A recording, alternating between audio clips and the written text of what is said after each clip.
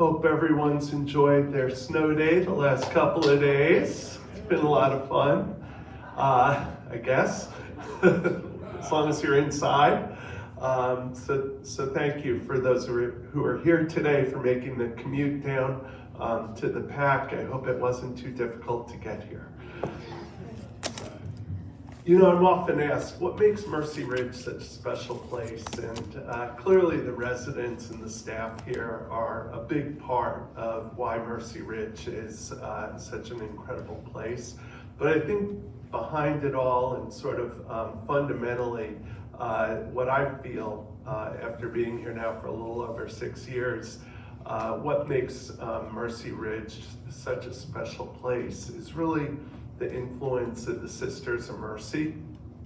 And we're very fortunate to have Sister Helen here with us today as our quarterly guest from the Board of Directors. We're we bring a board officer to a quarterly town hall to meet some Maryland regulations that were passed in October of 2024. And so we're thrilled that Sister Helen asked to be our guest today. Sister Helen has served as the executive chair of the Board of Trustees of Mercy Health Services since 1999, following a 7-year tenure as President and Chief Executive Officer from 1992 to 1999. Sister Helen has been a member of the Mercy Board of Trustees since 1980. Sister Helen is dedicated to improving the quality of life of women in the community as a whole. Sister has more than 35 years experience in the fields of education and healthcare administration.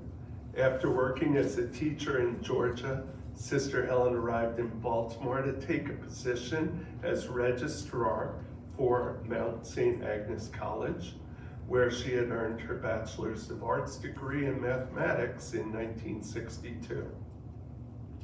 Sister would later take on administrator duties with the Sisters of Mercy of the Union and the Archdiocese of Baltimore. Before coming to Mercy, Sister Helen served as president of the Sisters of Mercy of the Union in Silver Spring, Maryland from 1984 to 1991. It's truly an honor to have Sister Helen as the president of the Mercy Ridge Board of Directors. Please join me in putting our hands together and giving Sister Helen a warm Mercy Ridge welcome as she approaches the stage.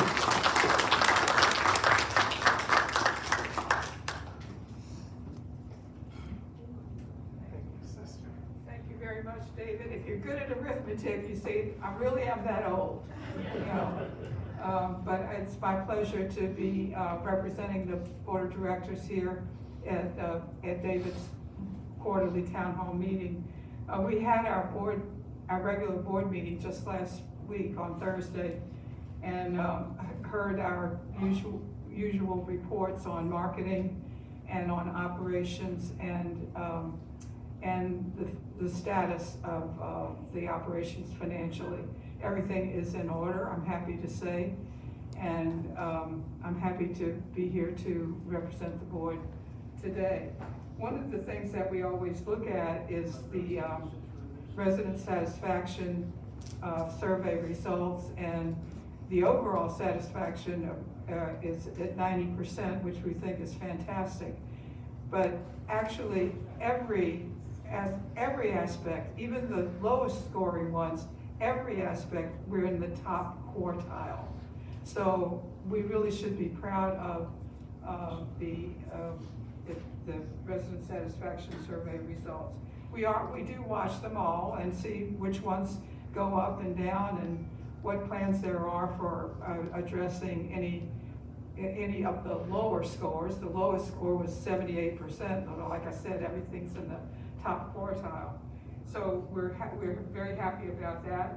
We're happy to hear that the modernization construction is going well, and with very little to, if any, disruption to those of you who live here. I think Whiting Turner's done us a good job of sending experienced construction workers who understand what they're doing as they work a construction site in a residence, so that they're careful about how their work affects you and affects your coming and going. And we understand that that process has been going very well, so I'm happy to say that. And finally, just one of the technicalities, David mentioned the state regulation that our presence here at the quarterly meeting is in response to. One of the technicalities is we're supposed to be aware of any formal grievances that have been filed, and I'm happy to report that none have been filed. Actually, in the entire history of Mercy Ridge, no grievances have been filed. And so I just want to say one other thing, and that is that I understand that July 1st, 2026 is going to be the 25th anniversary of Mercy Ridge. So congratulations as you celebrate the 25th year.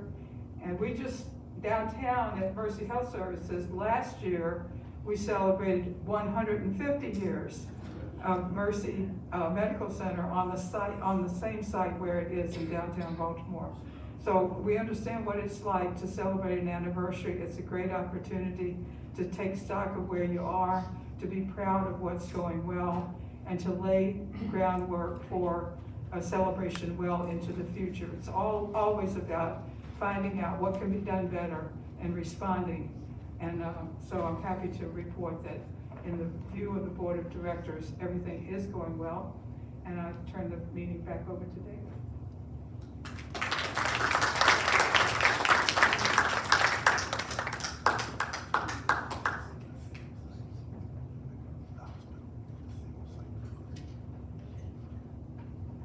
Thank you, Sister. So I know that many people have asked me, when are we getting Channel 970 working again?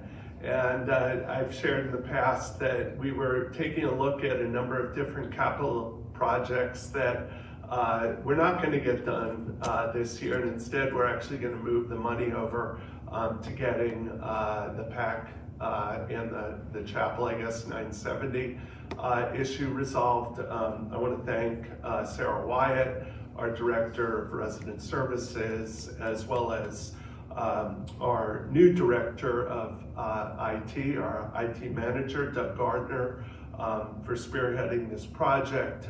They did go out and get bids from a number of different vendors. We have selected a vendor to do the work. And as I said, this is an unbudgeted project, but we know how critical it is to our residents, and so we're going to move ahead with this. We already signed off on the proposal. The gentleman who's leading it from the contractor said that all of the electronic equipment that was ordered for this project should be received in the second week of February, and the job should take about 2 to 3 days to complete. So we have that to look forward to, and in the meantime, we're recording today's presentation. Sarah and her team record some of the other events that are happening in here and are showing them on Cubico. And so we'll continue to do that until Channel 970 is operational again in February. Also, just to touch on what Sister Helen just mentioned, our occupancy and financial performance continue to be excellent. Our independent living occupancy is currently 97%. We did lose some residents in February who either moved out, moved on, or moved to assisted living. And so we are working on getting those apartments refilled. And then assisted living is 93.6%. We have 44 out of 47 units occupied. With regards to management team updates, as you know, we've been recruiting for a new director of environmental services, and we have received many applications, over 125 applicants for the position. I did read every single one of their resumes, and we did select 4 people for interviews outside of Mercy Ridge, as well as 1 internal candidate. And we've now narrowed that down to 3 candidates, and I anticipate we'll be making an offer to one of the candidates by next week. With regards to the master plan, first of all, thank you to all of our Liffey residents who have been going through the master plan experience since August. We are actually slightly ahead of schedule, which is not very common during construction projects, especially one as complicated as this project that we're doing with our Liffey House near capacity. So again, we thank Whiting Turner and all their subs for the tremendous job they've been doing in keeping things safe and tidy and being very accommodating to the residents as you pass by and looking out for your safety as well as theirs. So we are looking at getting the work on the 3rd floor of Liffey finished up within the next few weeks. The punch inspection for the 3rd floor of Liffey is scheduled for February 12th, and we'll be starting on the 2nd floor of Liffey prior to that. The renovations on the 2nd floor, that will be, of course, the final floor to be renovated in the Liffey House. We are looking to get that going here very shortly. I'm sorry we had to move the ATM. The plan was to move the ATM over to the cart room located across from the pub near the cafe. And lo and behold, we find out from M&T Bank, oh no, we can't move it there yet because it needs to have a dedicated power source. Who knew? So we are looking at having an electrician come out and get the electrical outlet there set up to be a dedicated source of power, and once that's done, we will move the ATM back to over to that location and get that up and running again. And then once the flooring is done over near the HR office in Liffey, it will be moved back to its previous location. We are looking at getting the new furniture and artwork installed on the floors that have been completed in the Liffey House, starting in sometime in February. I don't have a date yet as to when the installations will begin, but we will be starting on the 7th floor of Liffey where we started the project and working our way down. Once we've completed the Liffey House, we're going to be moving on over to the 7th floor of the Shannon House to start work in Shannon. And as you all know, we have our Bargains Galore sales in the 7th floor lounge. And once we start work up there in March, we're no longer going to be able to use that lounge for bargains for the sales. And so I have been working with the leadership of Bargains, and what we are tentatively looking at is actually having the sales down where Emma Steele, our community liaison social worker, is currently officing. We will be relocating Emma to a different location so that we can free up her office space for Bargains to use for sales, and that space is similar in size to the space they currently have up on the 7th floor of Shannon. All right, so with regards to the master plan project 2, we are still working through the schematic design considerations for project 2. There's so much detail involved in this, it's sort of mind-blowing. But we are looking right now, the focus has been on our dining areas. The dining venues will be changing, obviously, as part of project 2. And so there's many people involved, many outside contractors, vendors that we've been working with on this project who are all contributing. And Michael Wagner's been a very critical piece to all of this as well. And so we are still working through it yet, and we have calls every week about Project 2, and we're just not ready at this point yet to kind of reveal where we are with it because there are so many moving parts. We have civil engineering now looking at the land for utilities and things like this around the commons because we really need to know what's underground before we can commit to some of the work that we're anticipating doing with Project 2.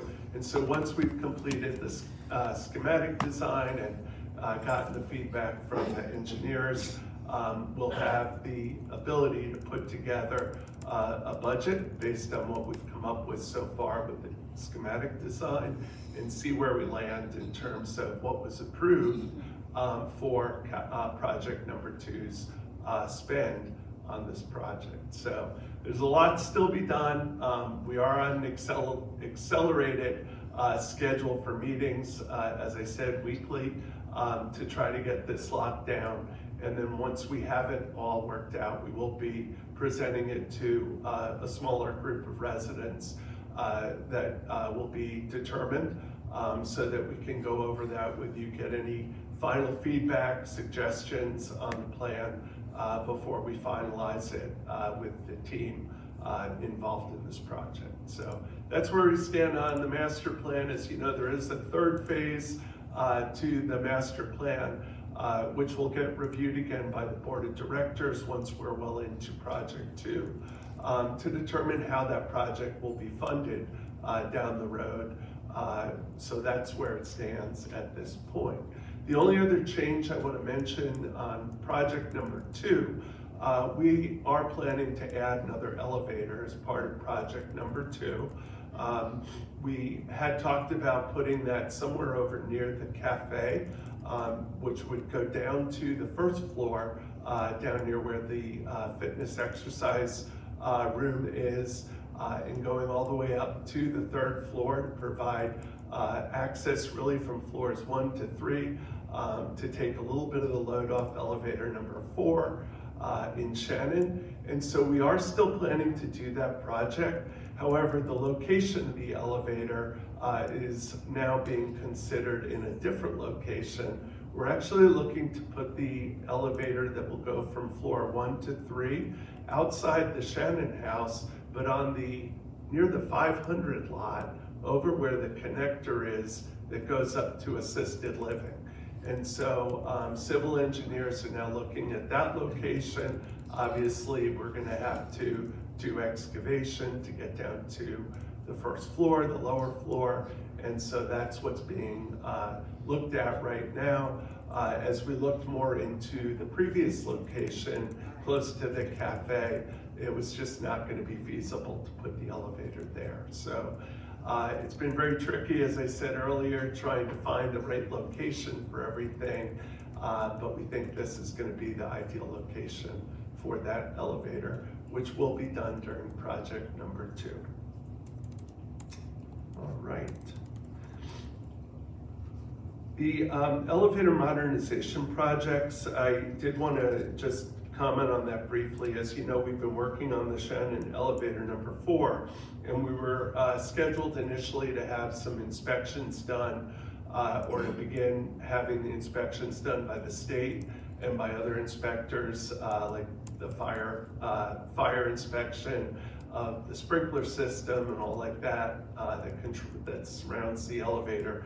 And that unfortunately got delayed a bit. The Mercy Ridge staff had identified a bit of a little safety error on the part of Otis and their contractors early one morning when they were here working. And so we immediately stopped construction work with the elevator until we were able to have a meeting with the Otis team and their subs that were responsible for the error. And so they were on hold for a week while we dealt with that. They did start back to work last week with different crew who are doing a much better job. So we're back on schedule. We were supposed to have an inspection done on yesterday actually, which got postponed because of the weather. So we're going to continue moving through this and get the elevator completed by the middle of February. Part of that project includes the modernization of the inside of the cab and the doors of the elevators. And so that equipment is scheduled to arrive in mid-February. It will take about 4 days to complete the modernization of that cab once the equipment arrives. So we are looking to move over to Liffey House to get started on elevator number 2 by the chapel as soon as we are through with the inspections of elevator number 4 in Shannon. And we're just going to keep moving that project along. As you know, we have scheduled for the other 4 elevators that our residents and the public use to be completed as well. The next 2 will be done in fiscal year 27, which begins in July of this year, and the following July is when we'll be getting the other 2 elevators modernized. So it is a 3-year project. Each elevator is about $220,000 to complete the work. And so we're just going to keep moving that train along. And just as a reminder, this is outside of the master plan project. The only thing that's part of the master plan project is adding that new elevator over in Shannon from the 1st floor to the 3rd floor. As far as Cubico, which is the last thing I'll comment on, we continue to get positive feedback from residents about Cubico. There is still work happening behind the scenes with Cubico, with the dining department.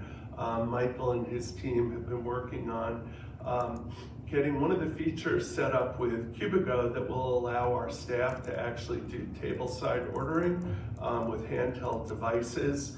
And so that is scheduled to begin in the beginning of February. And then the next step after that, once we've mastered this, is we will be allowing residents to actually place orders for to-go or delivery on Cubico for dining services. So still more to come, and we pretty much are at the end of my report. So at this point, I'd be happy to take any questions that anybody has. Deacon Luke? Hold on.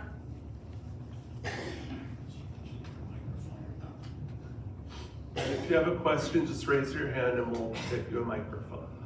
I want to publicly thank the heroes who have staffed this place for this time during this blizzard. Thank you very much. You're very welcome.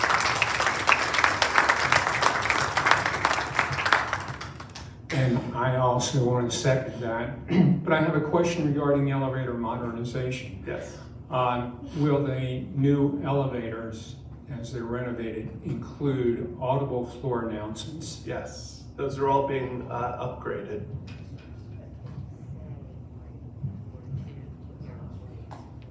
Thank you.